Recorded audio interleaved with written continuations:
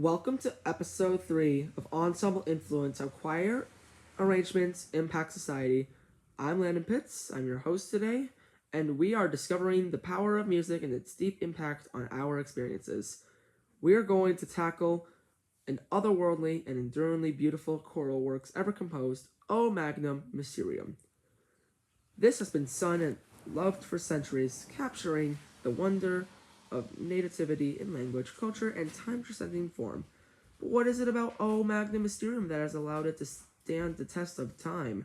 On this episode, we will delve into its history, dissect its structure and emotional richness, and discover how this piece continues to inspire listeners and performers to this day. So, without further ado, let's go ahead and listen to O Magnum Mysterium. So let's listen to how the harmonies flow, suspend above, and how they give us a sense of wonder and awe. This song is 4 minutes and 17 seconds long. So let's give it a listen. 3, 2, 1.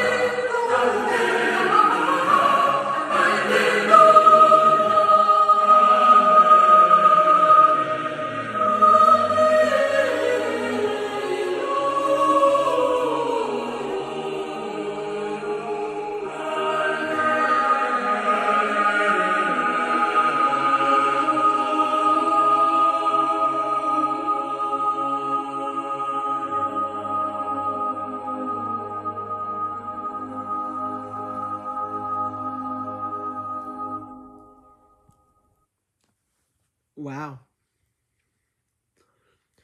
Okay, so we're gonna zoom right in back here. Also, I completely forgot to just shout out to everyone who has been supporting episode 2. So, if I take a look at here, we have raised up from 113 to 137, and we have 136 people who searched everywhere. And it looks like we're only getting ages 0 to 17, which is completely fine. That's fine. We don't need any adults yet. But yeah, we got a record breaking of 27 for our overview, and then for our all time. Okay, we're gonna tune back in here. So let's see here. Let's examine it in more detail. So there were numerous arrangements of O Magnum Mysterium, but we're looking at Margot Lorena too. The Cambridge Singers, shout out to them, and credits to them. This was released 12 years ago, so copyright 2013. Okay, so this is an ideal representation of Renaissance polyphony. The four-voice SATB setting uses each of the individual voice parts to freely weave around and harmonize with the others. The polyphonic texture gives a sense of movement and intricacy and reflects the richness of the story of the Nativity. It starts with a flowing, light melody at the top of its voice parts, and then the other voice imitate it. So, it is typical of the Renaissance era music as it unifies the structure of the composition.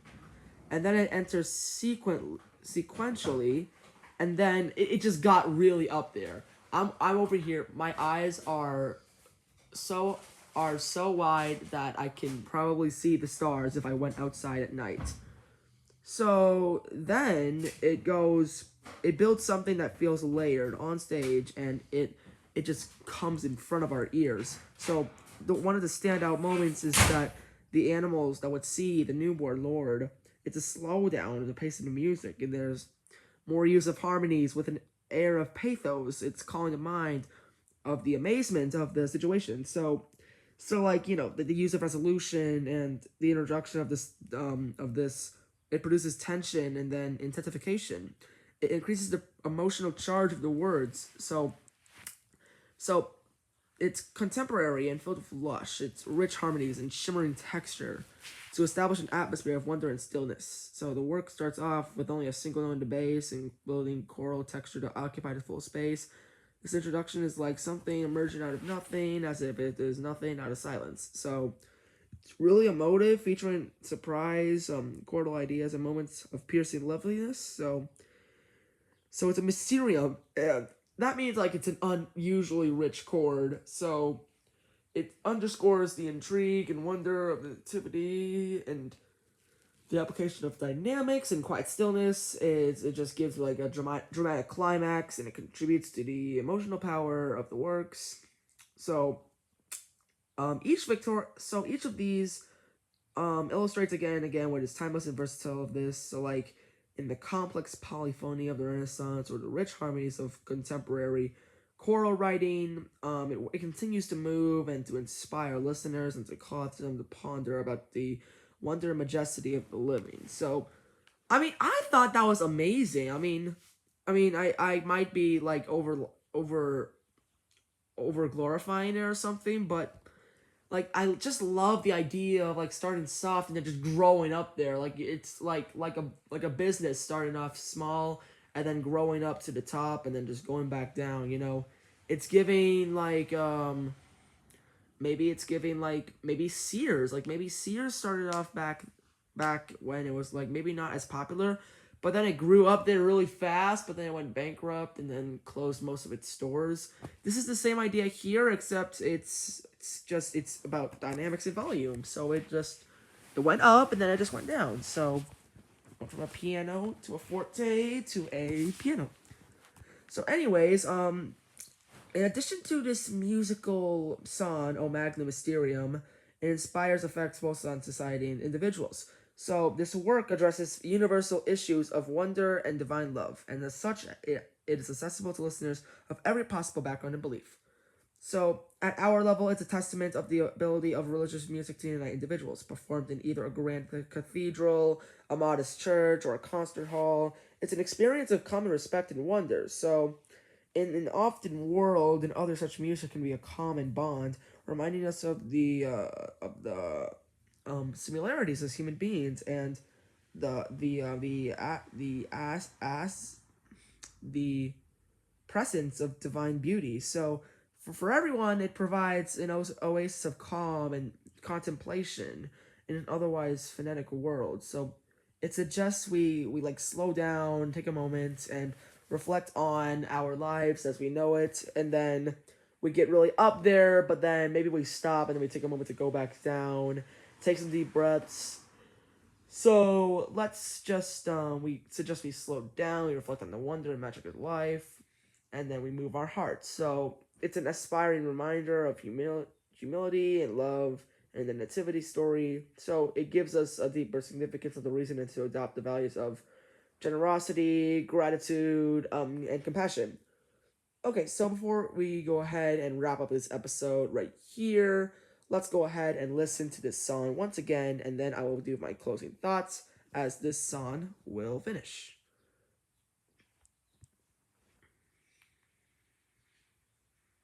So now let's use these tips that we learned in the after we played this song and listen to this again.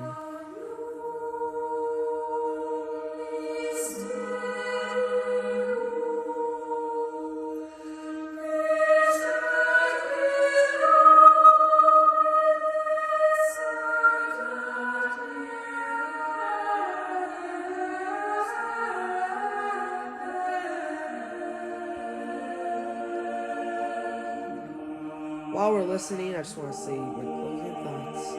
Thank you for helping me on this journey of O Magnum Mysterium.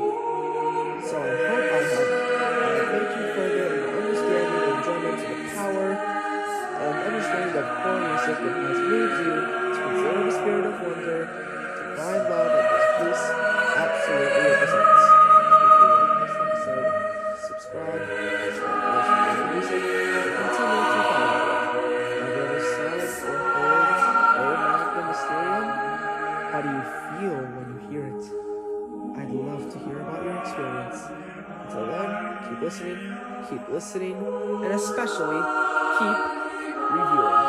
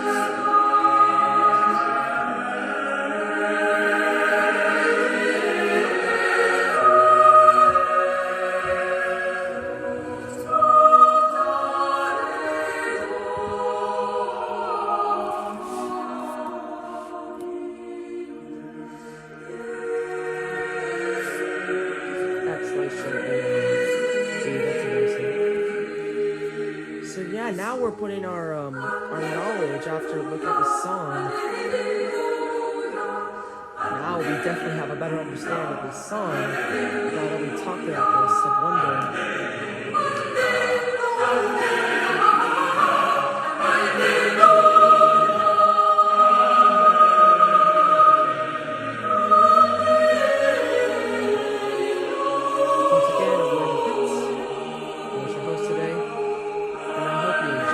This arrangements affect our society. Until next time, I will see you later. Goodbye.